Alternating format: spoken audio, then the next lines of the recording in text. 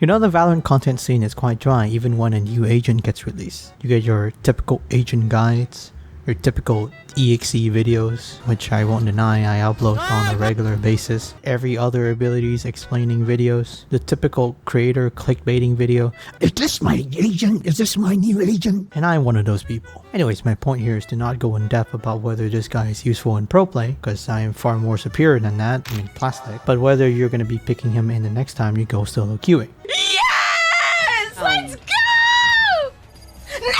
First, let's get started with his abilities. I think you probably by now watch every single YouTuber's guides on explaining his ability, so I'm just gonna try to explain his abilities to see whether or not you would be using them in solo queue. His C, if you don't know already, allows him to create a wall, which constantly moves forward and does not allow any bullets to go through it. You can't stop this wall, so if you're standing in front of it, the wall will pass through you and does not push you back. Think of this as a stage wall. You can shoot it, but it doesn't break, just like your pointless attempt at hiring coaches to get better at Valorant. The way to counter this wall is just run whenever you see it. His Q throws a bolt that looks like an omen blind, and whenever it hits anyone, it'll give them fragile, which is a fancier term of mental breakdown, but it's kind of like a KJ alarm bot when it gets excited. This is kind of like the ability that you throw every once in a while, but forgets it exists after 3 rounds. Moving on to his signature ability, which is a fancier version of Reyna Dismiss, which allows you to create an orb in the sky, like an aim lab orb,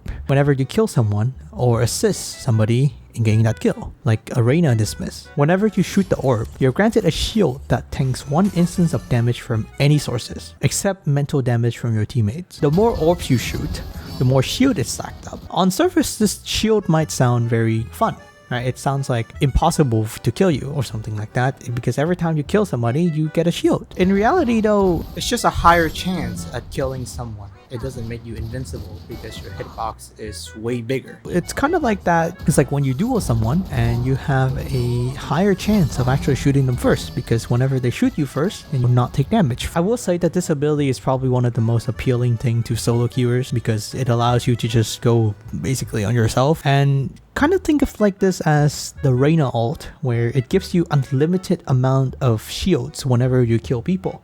As long as you shoot the orb and you kill someone, your E is still up. You can actually just sit there and then kill everyone, as long as you shoot the orb. Moving on to his ultimate, which is frankly what everyone's been talking about nowadays. 9. The ultimate puts you in a 1v1? Is domain expansion, also known as the Gulag.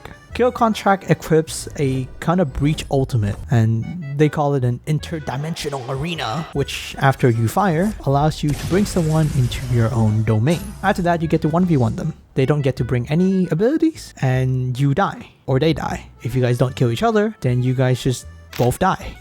I would say that this is, other than his E, probably one of the most promising thing in his kit, since it allows you to isolate fights and also isolate myself from all that dry ass Valorant content that has been releasing these days, including me, my content as well. ISO is like that one agent you feel like playing in the first week of release because he's so cool and all his new abilities, but then stop playing because you're just too lazy to learn them. This is probably the same thing with every agent when they get released. And then after 2 months, you see someone maining an agent, gets radiant, and post about it on YouTube and Twitter, and then proceed to create a whole persona about being the best player to ever touch the agent known to man. I mean, look at how many Yoru mains there are on YouTube. And I still don't think it's enough Yoru mains.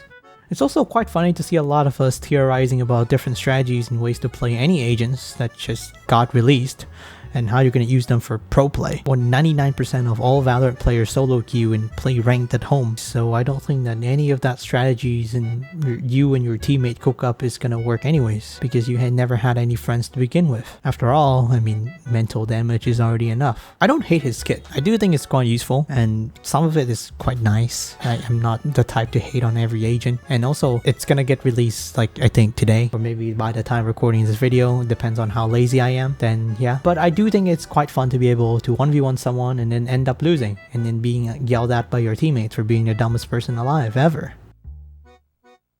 Thanks for making it to the end of the video.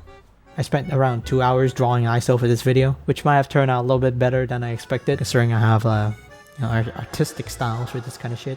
So yeah, so if you want to see more content, consider liking and subscribing, or else I'll MS Paint file your favorite Valorant agent, which I might have already done. Okay, bye.